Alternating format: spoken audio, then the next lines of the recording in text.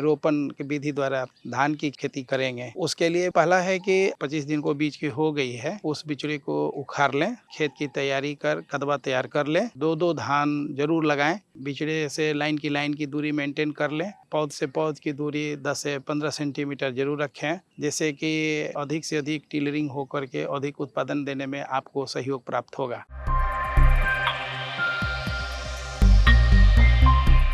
किसान भाई, आज मैं आपका स्वागत करता हूँ। कृषि कनेक्शंस हमारा राजेंद्र प्रसाद केंद्रीय कृषि विश्वविद्यालय का एक इकाई है जो नवीनतम तकनीकी आधारित वीडियो बनाती है किसान भाइयों के हित में। उसी में से मैं आज डॉक्टर जितेंद्र प्रसाद, वरीय वैज्ञानिक एवं प्रधान कृषि विज्ञान केंद्र सिवान भगवानपुर हाट। जैसा कि आप जानते हैं कि अभी मौसम खरीफ मौसम चल रही है और किसान भाई, आप धान की खेती के बारे में आप सारी व्यवस्थाएं कर चुके होंगे, धान का बिचड़ा लगा चुके होंगे। अब जो है उसको उखाड़ करके आप अपनी सीधी बुआई के द्वारा रोपण की विधि द्वारा आप खेती करेंगे। तो किसान भाई, आप एक दो चीज़ों को ज़्यादा महत्व देते हुए ये समझें कि अधिक उत्पादन लेना है तो उसके लिए बहुत सारे अवयव हैं जिसको आपको खास पर ध्यान देने की ज़रूरत पड़ेगी। तो पहला है कि अगर आपके बिचड़ा 21 दिनों से और 25 दिन को बीज की हो गई है, तो आप उस बिचड़े को उखाड़ लें और उखाड़ करके आप खेत की तैयारी जो होती है, वो जो भी संसाधन है, आपको ट्रैक्टर है, तो उसको अच्छी तरह से खेत की तैयारी कर कदवा तैयार कर लें और इस बिचड़े को आप 2-2 धान ज़रूर लगाएँ, जिससे कि उसकी टिलरिंग होगी और अधिक से अधिक टिलरिंग हो कर के अधिक उत्पादन देने में आपको सहयोग प्राप्त होगा। किसान भाई, बहुत सारी वैरायटियाँ हैं जिसमें से अच्छी किस्म की वैरायटी अगर लगाए होंगे तो राजेंद्र श्वेता एक बहुत अच्छी प्रभेद है, राजेंद्र कस्तूरी है, यह हमारा नीलम है।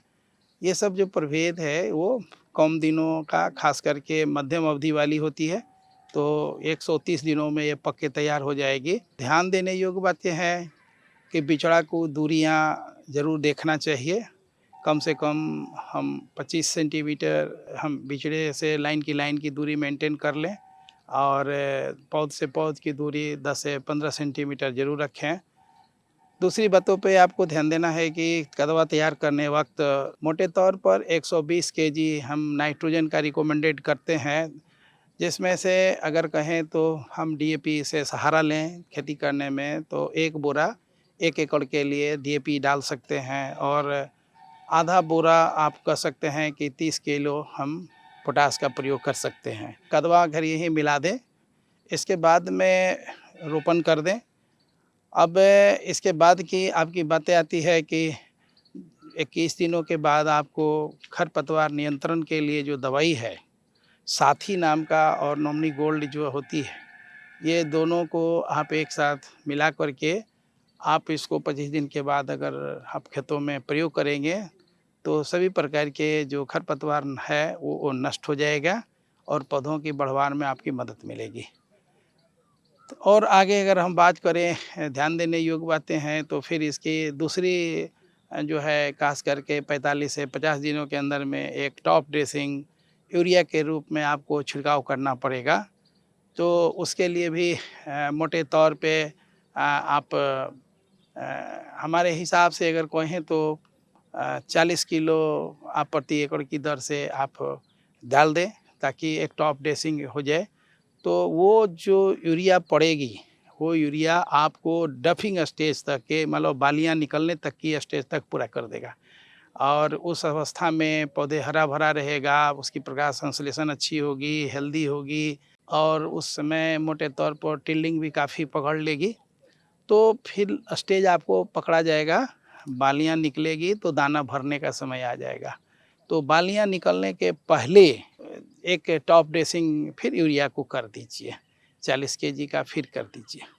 तो चूँकि ये बरसात वाली मौसम में खेती हो रही है, तो बरसात भी आपको कभी-कभी बरसाती पानी मिलेगा।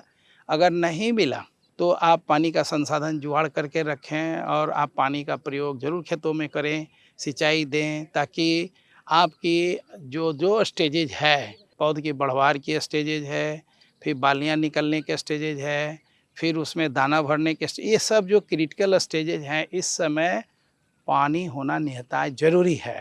अगर क्रिटिकल स्टेज पर ध्यान नहीं देंगे, तो आपका पौधा जो है अधिक उत्पादन देने में आपको सहयोग नहीं कर पाएगा। तो मोटे तौर पर सिंचाई का पूरा ध्यान रखना है, खतवार नियंत्रण पर ध्यान देना है, पोषक तत्व प्रबंधन पर ध्यान देना है और लास्ट में क्या है कि जब बालियाँ निकलने के समय भी बहुत सारे कीट-पतंग से आपको आतंक फैलाएगा, तो उसके लिए रस चूसक कीट है जो कि डफिंग स्टेज में रस चूसेगा। कुछ कीट-पतंगे ऐसे होंगे, रोग होंगे जो पौधों के बढ़वार पर असर डालेगा। फिर बालियाँ आ जाएगी तो बालियाँ पकने अवस्था तक में बहुत सारे कीट-पतंग आएँगे। तो सारे जड़ का यही रोग है और इलाज है कि आप जो है कीटनाशक दवाई इमिडाक्लोप्रिड है या इसी नेचर का जो सिस्टमैटिक फंजीसाइड्स है इंसेक्टिसाइड्स है उसका प्रयोग करिए।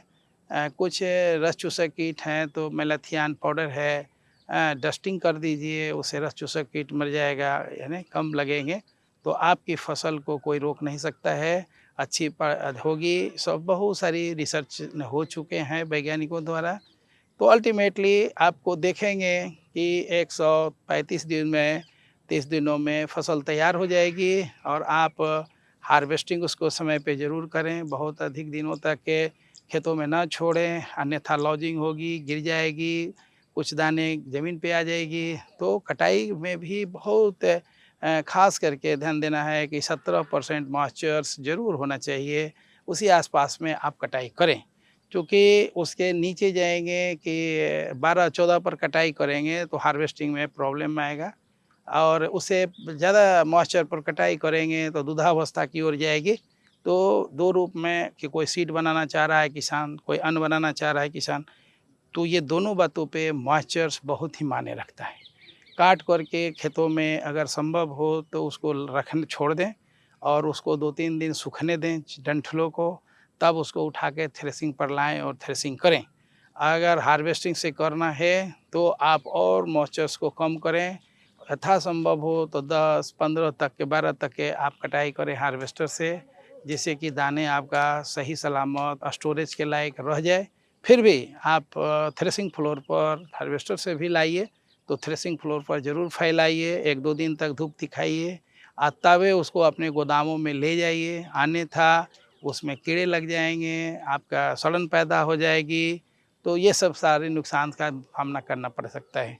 तो लास्टली आप सुखा कर के 11% मॉइस्चर्स पर गोदाम में रख के बोराबंदी करें और तब आप जो है इसको मार्केट में बेचें, अन्यथा बीज में बेचें, अन्यथा आप अपने स्टोर करें। एक लाइन में कहना चाहते हैं कि आप सजग हैं, विश्वविद्यालय के वैज्ञानिकों के साथ अटैच हैं, तो समय-समय पे सारी जानकारियाँ आपको मिलती रहेगी और इस तरह का वीडियो हमारा बहुत सारे कृषि कनेक्शंस पे उपलब्ध है विश्वविद्यालय का, तो आप वहाँ से भी कृषि कनेक्शंस हमारा विश्वविद्यालय जो जारी करती है, आप उस सारी बातों को भी ध्यान दे कर के आप खेती कर सकते हैं। बहुत-बहुत धन्यवाद किसान भाई।